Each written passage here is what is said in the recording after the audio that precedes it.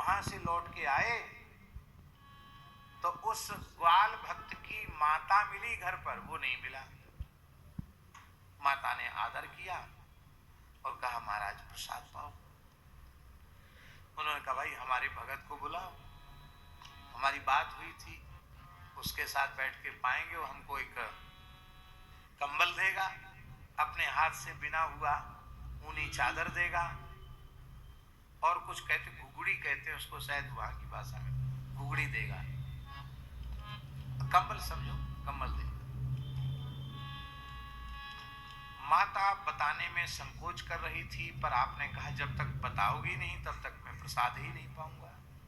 तब माता रोने लगी, बोले महाराज एकमात्र पुत्र था, गैया चराने गया था,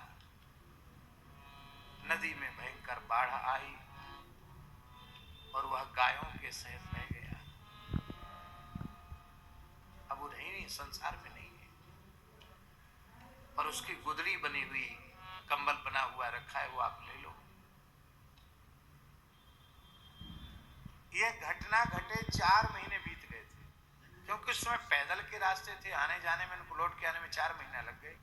4 महीने पहले ये घटना घट गई थी। आपके नेत्र भर आए, आपने कहा प्रभु हे द्वारिकाधीश, आप भक्त वांछा कल्प तरु हैं।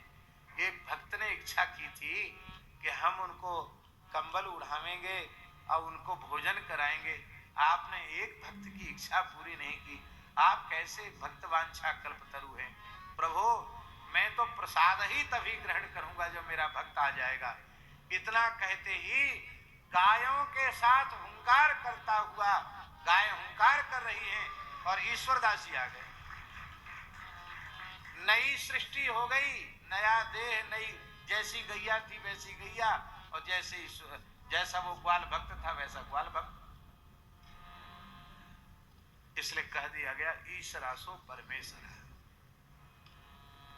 आहा, ऐसी तो भगवान की प्राप्ति के लिए कलिकाल बहुत श्रेष्ठ है, ऐसा अपने मन में अनुभव करना चाहिए, ग्लानि नहीं करनी चाहिए।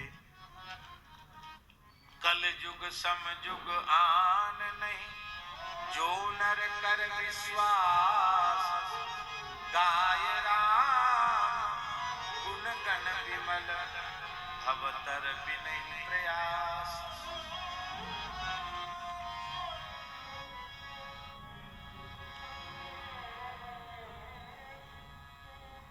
नारद जी का धैर्य कितना अद्भुत है। भगवान ने कहा अगले जन्म में तुम्हें मेरा साक्षात्कार होगा, तो नारद जी के मन में निराशा नहीं हुई, नारद जी भजन करने लगे, और दूसरा जन्म नारद जी का ब्रह्मा जी के अंक से हुआ। उत्संगान नारदो यज्ञे, नारद जी का जन्म हुआ।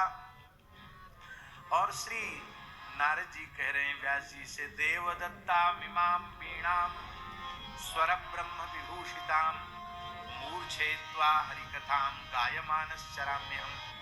यह वीणा साक्षात भगवान श्रीमन नारायण की दी हुई है।